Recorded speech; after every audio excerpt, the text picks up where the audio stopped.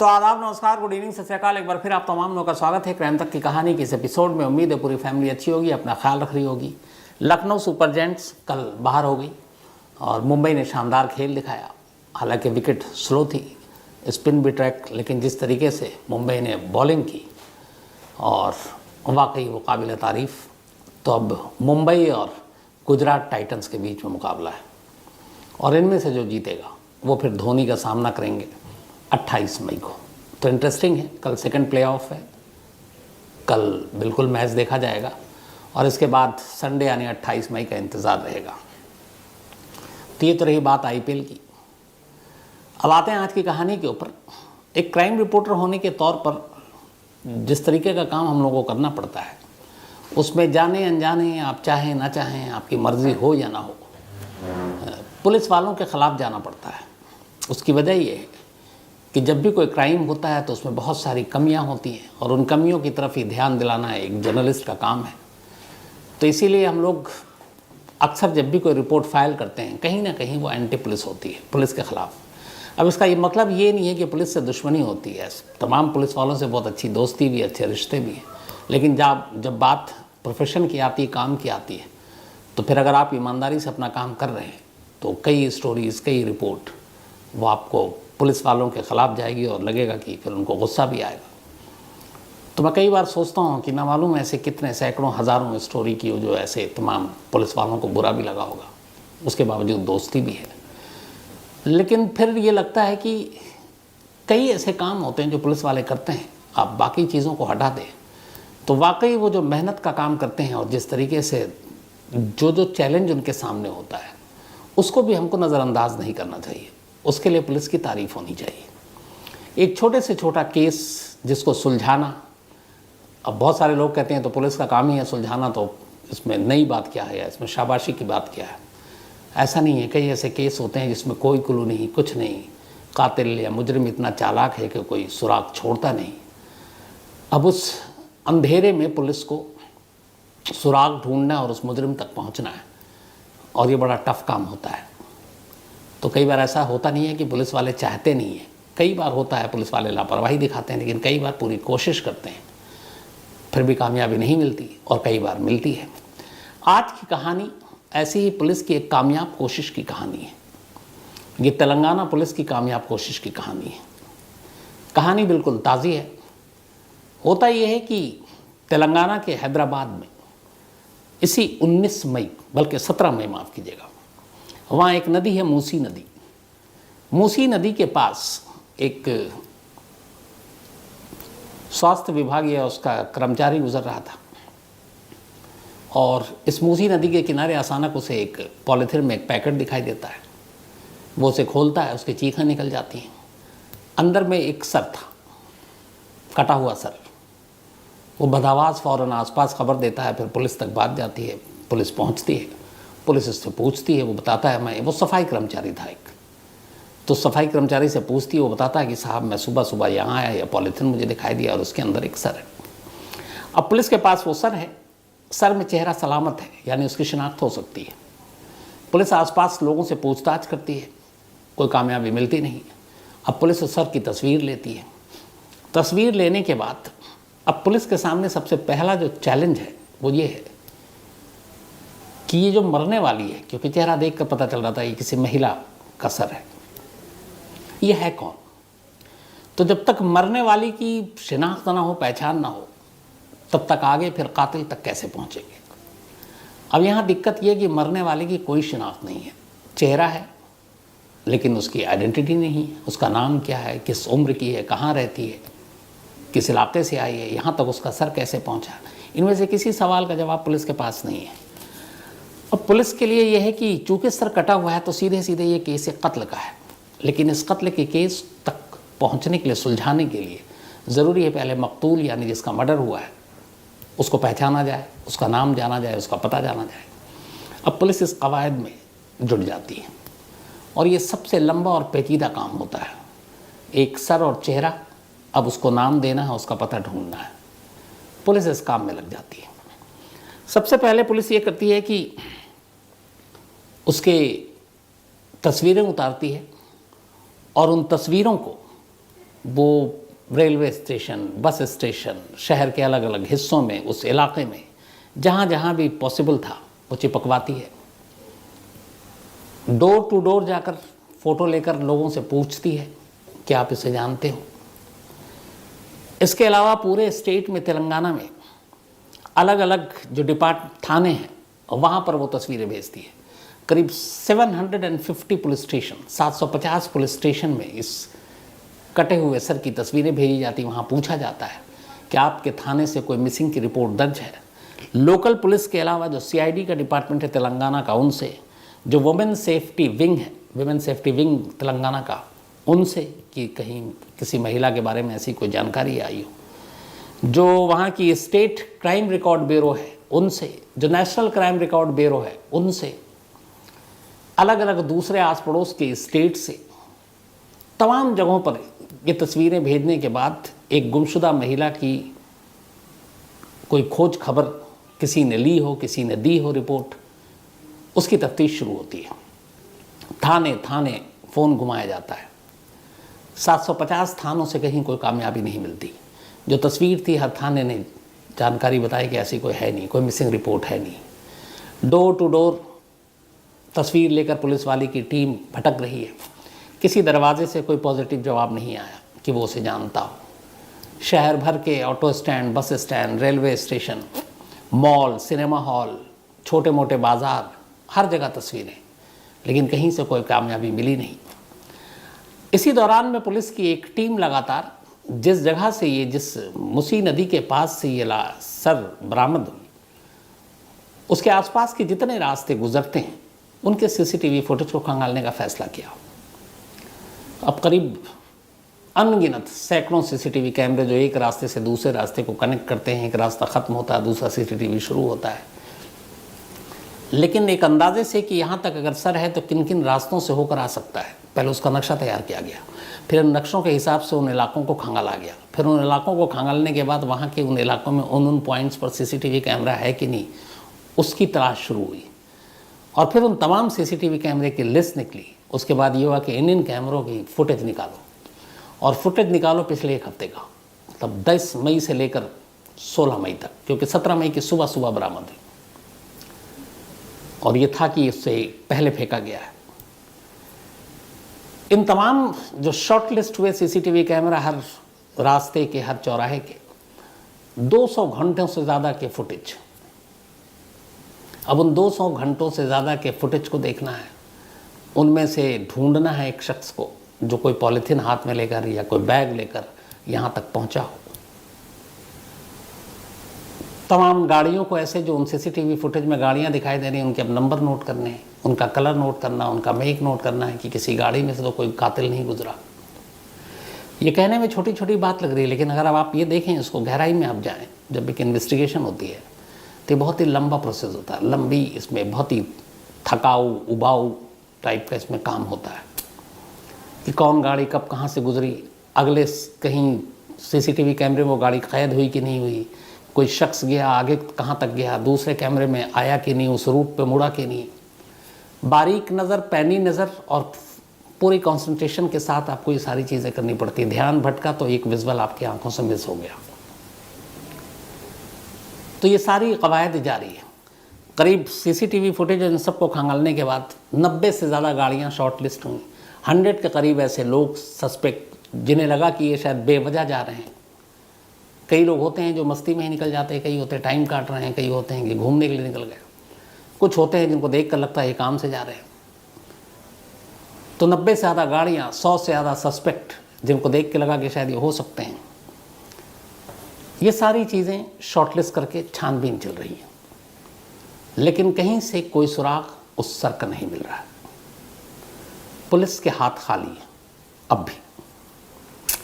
कहानी में आगे बढ़ूं, ऐसे बहुत सारे केस होते हैं जिसमें ख़ासतौर पर बहुत सारे सिरफिरे सीरियल किलर भी होते हैं जो पुलिस के लिए चैलेंज बन जाते हैं, क्योंकि वो जिस तरीके से वारदात या क्राइम करते हैं, कोई क्लू नहीं छोड़ते, कोई पैटर्न नहीं छोड़ते, और उसमें उनको ढूंढना बड़ा मुश्किल काम होता है, क्योंकि उनका कोई क्रिमिनल रिकॉर्ड भी नहीं होता। कोको FM ऑडियो बुक पर ऐसे ही एक साइको सीरियल किलर की कहानी, एक ऐसे साइको के सीरियल किलर की कहानी जो कोलकाता का है ये सीरियल किलर, और एक के बाद एक ये कत्ल करता जा रहा है और पूरी कोलकाता की पुलिस, अलग अलग डिपार्टमेंट की पुलिस इसके पीछे लगी हुई है, लेकिन कोई क्लू नहीं, कोई सुराग नहीं जैसे इस केस में, और ये सीरियल किलर पुलिस के हाथ नहीं लग रहा है। तो psycho serial killer Kuku FM app पर ऑडियो बुक में कौन था ये, पुलिस उस तक पहुंची कि नहीं पहुंची, ज़रूर सुनिएगा। तो कुकू एफएम देश का बेस्ट ऑडियो शो प्लेटफॉर्म है। 15 लाख से ज़्यादा इसके एक्टिव हिंदी पेड सब्सक्राइबर हैं और हर महीने यहाँ लगभग 42 आवर्स घंटे के कंटेंट्स के साथ ये और भी आगे बढ़ रहा है। 10,000 से ज़्यादा ऑडियो बुक है कुकू एफएम ऐप पर, जो आप कहीं भी कभी भी सुन सकते हैं, हिंदी में सुन सकते हैं। इनमें biography, business, crime, entertainment, politics, रहस्य, रोमांच, तमाम तरह की बुक हैं। और क्राइम तक फैमिली के लिए ख़ास ऑफ़र है कुकू एफएम ऐप की तरफ से, और वो ऑफ़र है इस बार 50% डिस्काउंट। तो यानी आप पहले महीने के लिए सिर्फ 49 रुपीज़ में सब्सक्रिप्शन हासिल कर सकते हैं और 10,000 से भी ज़्यादा जो ऑडियो बुक का ख़जाना जहाँ चाहें जब चाहें सुन सकते हैं। और डिस्क्रिप्शन में लिंक है, तो लिंक में जाएं और क्राइम तक फैमिली के लिए क्राइम 50 कूपन कोड है, उसका इस्तेमाल करें और 50% डिस्काउंट पाएँ। 99 रुपीज़ का सब्सक्रिप्शन पहले मंथ के लिए सिर्फ 49 रुपीज़ में। तो यहाँ इस केस में पुलिस ने, अपनी पूरी तेलंगाना पुलिस ने एड़ी चोटी का जोर लगा दिया। जैसा मैंने बताया कि 750 पुलिस स्टेशन खंगाल डाले घंटियाँ बजाकर, कोई जानकारी नहीं। शहर भर के हर चौराहे, हर बड़ी जगहों पर पोस्टर चिपकवा दिए, कोई सामने नहीं आया। घर घर गए, किसी ने उस कटे हुए सर का सुराग नहीं दिया। अब सीसीटीवी फुटेज पर आकर पुलिस की यहीं से कुछ कामयाबी मिल सकती है। 200 घंटे से ज़्यादा की तस्वीरों को पुलिस ने खंगाल डाला। 90 गाड़ियों के बारे में शक हुआ उनको, फिर उन गाड़ियों को एक एक कर ढूंढा गया उसके रजिस्ट्रेशन नंबर के थ्रू। 100 के करीब सस्पेक्ट जो कैमरे में कैद हुए उसी डेट के आगे पीछे, उनमें सब एक एक कर पूछताछ शुरू हुई। पूछताछ करते करते जैसे जैसे पूछताछ हो रही है, एक एक को क्लीन चिट दिया जा रहा है, एक एक को क्लीन चिट दिया जा रहा है। अब एक शख्स उस कैमरे में जो कैद हुआ उस पर पुलिस को डाउट, अब वो छूट जाए तो इसके बाद फिर कैमरे से भी कोई सुराग नहीं। उस पर शक इसलिए गया कि उस शख्स ने, बाकी जितने भी लोग कैमरे में थे, अब कोरोना का उतना असर रहा नहीं, लेकिन वो मास्क लगाया हुआ है और सर पे कैप है। आमतौर पर जब कोई क्राइम करता है और क्राइम सीन पर जाता है तो वो कोशिश करता है कि उसका चेहरा कहीं सामने ना आए, और हर कोई अब जानता है कि हर जगह पर सीसीटीवी कैमरा कहीं ना कहीं लगा होता है। तो पुलिस को ये बात अजीब लगी कि एक शख्स गर्मी में, और कोरोना में वैसा है नहीं शहर में माहौल, वो मास्क भी लगाया हुआ, कैप भी पहने हुआ, इसका मतलब वो अपना हुलिया छुपाने की कोशिश कर रहा है। अब पुलिस उस शख्स तक पहुंचने की कोशिश करती है और आखिरकार कैमरे को जूम कर और बाकी चीज़ों के ज़रिए पुलिस उस शख्स तक पहुंच जाती है। कैमरे ने उस शख्स के बारे में इतनी जानकारी दे दी थी और जिस गाड़ी से गया वो उसके ज़रिए, कि फिर पुलिस को लगा कि यही वो शख्स है, लेकिन अभी कंफर्म नहीं है। अब पुलिस उस शख्स के पास पहुंचती है, उसके घर पर। इस शख्स का नाम था चंद्रमोहन। चंद्रमोहन हैदराबाद के चैतन्यपुरी इलाके में रह रहा था और ये एक स्टॉक ब्रोकर टाइप आप समझ लीजिए, काम करता था, पैसे लगाता था इधर उधर। पुलिस वहाँ पहुँचती है, चंद्रमोहन पुलिस के सामने, पुलिस उससे पूछताछ करती है, कहती है कि तुम ये कैमरे में थे, वो मना नहीं करता। बॉडी लैंग्वेज एकदम सॉलिड, कहीं से कोई चेहरे पे घबराहट नहीं, कोई शिकन नहीं, कोई डर, कोई खौफ नहीं। पुलिस को पहली बार उसको देख कर लगा कि शायद वो गलत शख्स के दरवाजे पर चली आई है, क्योंकि वो बिल्कुल अनजान बोला, हाँ मैं गया था लेकिन बाकी चीज़ें मुझे नहीं मालूम। अब पुलिस उससे पूछताछ करती रही, कई मिनट बीत गए। हर सवाल के जवाब के बाद पुलिस को भी यही लग रहा है कि वो शायद गलत दरवाज़ा खटखटा रहे हैं। तभी बात करते करते अचानक पुलिस की नज़र उसके हाथ पर पड़ी। हाथ पे एक चोट का निशान था, कट का। पुलिस ने सोचा कि जिस तरीके से वो सर मिला है कटा हुआ, अगर सर मिला है तो फिर बॉडी के चौप या टुकड़े किए होंगे। श्रद्धा केस अभी भी पूरे देश के लोगों के साथ साथ इस देश के हर राज्य, हर स्टेट की पुलिस के सेहन में भी है। तो जब कट का मार्क दिखा तो पुलिस को डाउट हुआ कुछ गड़बड़ है। अब पुलिस ने थोड़ी उससे सख्ती की। सख्ती करने के बाद वो टूट गया। उसने कहा, हाँ उस सर को मैंने फेंका है। अब उस सर जो मिला उसकी शिनाख्त हुई। उसकी जो शिनाख्त हुई, पता चला कि जो लेडी थी जिसकी मौत हुई है उसका और इस मोहन का क्या रिश्ता है। तो अब रिश्ता सामने आया, सामने आई एक कहानी, और इस कहानी ने एक बार फिर आफताब और श्रद्धा की कहानी को ताज़ा कर दिया, जिंदा कर दिया। जब उसने कहानी सुनाई तो पुलिस ने पहला काम ये किया कि चलो घर के अंदर चलो। ये जो घर था चैतन्यपुरी में, ये इसी का था, चंद्रमोहन का। तो वो घर में सीधे ग्राउंड फ्लोर पर ले गया, और ग्राउंड फ्लोर पर ले जाने के बाद उसने कहा यहाँ मैं रहता हूँ। फिर उसने कहा ये फर्स्ट फ्लोर पर, पहली मंजिल पर ले गया पुलिस टीम को। पहली मंजिल पर वो लेडी रहती थी जिसका सर नदी के किनारे मिला था 17 मई को। कमरे में जाती है पुलिस, कमरे के अंदर एक फ्रिज है, बाकी कुछ सामान है, एक बड़ा सा चाकू है, स्टोन कटर है। ये सारी चीज़ें देखकर अब हैदराबाद पुलिस, तेलंगाना पुलिस के जहन में फिर से वही दिल्ली वाली कहानी श्रद्धा की याद आ गई। पुलिस ने कांपते हुए हाथों से उस फ्रिज का दरवाज़ा खोला और उनका डर सही निकला। अंदर ठीक श्रद्धा की तरह हाथ पैर इंसानों के रखे हुए थे काट कर। सामने फ्रिज में उस महिला की बाकी बची खुची लाश के टुकड़े, और फ्रिज के बाहर दरवाजे के दूसरी तरफ खड़ा चंद्रमोहन, कातिल, यानी हैदराबाद का आफताब पूनावाला। पुलिस ने वो सारे लाश के टुकड़े समेटे, सहेजे, फॉरेंसिक टीम को बुलाई, चंद्रमोहन को गिरफ्तार किया। इसके बाद उसे अपने साथ ले गई। अब उससे पूछताछ हुई। फिर पूछताछ में उसने अपनी पूरी कहानी सुनाई। मरने वाली महिला का नाम था अनुराधा रेड्डी। अनुराधा रेड्डी की उम्र 55 साल थी। करीब 30-35 साल पहले वो अपने हस्बैंड से अलग हो गई थी। तब वो नर्स का काम किया करती थी।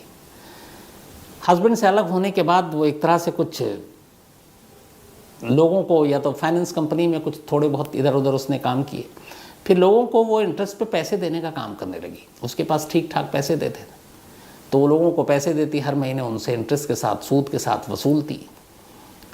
पति चूँकि छोड़ के जा चुका था, दोनों अलग थे, एक बेटी थी। बेटी को भेज दिया ऑस्ट्रेलिया। बेटी अब भी ऑस्ट्रेलिया में। अब अनुराधा यहाँ रहने लगी इस चैतन्यपुरी इलाके में। फिर एक रोज़ इसको चंद्रमोहन के बारे में पता चला। चंद्रमोहन की उम्र करीब 45 साल, अनुराधा से करीब 10 साल छोटा। तो उसको किराए का घर बदलना था।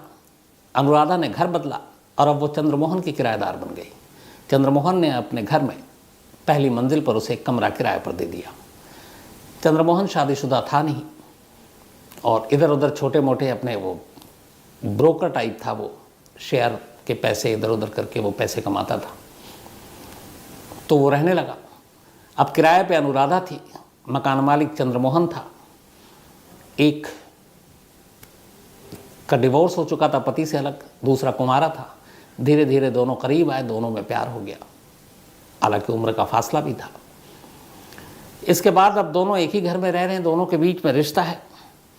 2018 में कुछ पैसों की कमी पड़ी। चंद्रमोहन ने अनुराधा से 7 लाख रुपए उधार लिए, 7 lakhs। उसने कहा लौटा देंगे।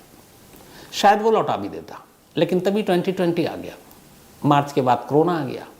हर एक का काम सफ़र किया। बहुत सारे रोज़गार बंद हो गए, बहुत सारे लोग बेरोज़गार हो गए, बहुत सारे लोगों की नौकरी चली गई, बहुत सारे लोगों पर आर्थिक संकट टूटा, और उनमें से एक चंद्रमोहन था। वो कोरोना की वजह से अब पैसे नहीं लौटा पा रहा था। जो भी उसके पैसे थे वो सब डूब गए। अब इधर उसी कोरोना ने अनुराधा की फाइनेंशियल हालत पर भी असर डाला। उसकी भी माली हालत ख़राब हो रही। कोरोना की वजह से लोग घर से निकल नहीं रहे हैं, और उसके पास खुद पैसे नहीं कि अब वो सूद पर दें, और जिन लोगों को उसने दिया वो सब बेरोज़गार, उनके काम बंद, कोई शहर से लौट आया, किसी की दुकान बंद हो गई, किसी की नौकरी चली गई, तो वह इंटरेस्ट क्या, उसका मूल पैसा वापस नहीं आ रहा है। तो दोनों की हालत ख़राब कोरोना की वजह से।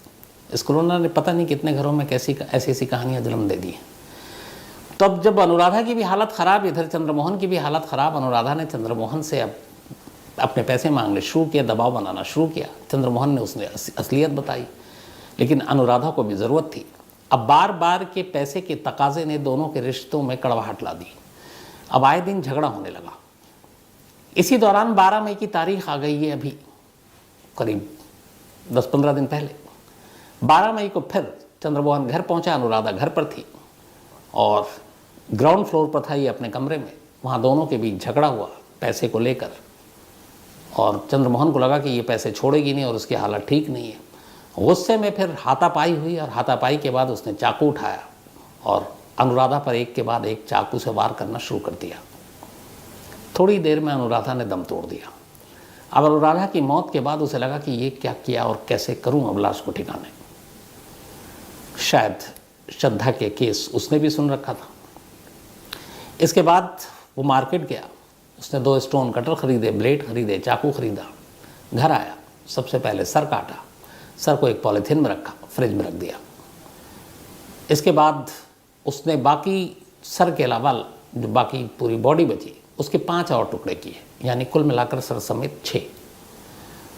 हाथ पैर सब अलग, सभी को उसने पॉलीथीन में डाला, फ्रिज में रखा। अब वो मौका ढूंढने लगा ठिकाने लगाने के लिए। इस दौरान उसे मालूम था मई का महीना है, ज़्यादा देर रहेगी नहीं बॉडी, बदबू आएगी। वो मार्केट जाता है। मार्केट जाने के बाद अब वो तमाम वही ज़रूरी सामान ख़रीदता है जो पिछले साल आफ्ताब पूना वाले ने ख़रीदा था, चाहे अगरबत्ती हो, परफ्यूम हो, डिटॉल हो, फिनाइल हो, ये सारी चीज़ें लाता है और घर में उससे सफाई करता है। ये सारी चीज़ें मिली भी हैं। इसके बाद जो लाश के पहले टुकड़े की खेप की शक्ल में वो अनुराधा का सर एक पॉलीथीन में रखता है और एक दिन मौका मिलता है और वो निकलता है और जो मूसी नदी है वहाँ सन्नाटा था, ले जाकर डंप कर देता है। फिर एक आध 2 टुकड़े वो अपने घर के आसपास ही डंप कर देता है। इस दौरान में अब ये था कि अनुराधा गायब, सेम श्रद्धा की तरह। अब अनुराधा के भी बहुत सारे लोग जानने वाले जिनको वो डेली फ़ोन पे बात करती थी, मैसेज करती थी, उनमें एक बेटी भी जो ऑस्ट्रेलिया में है।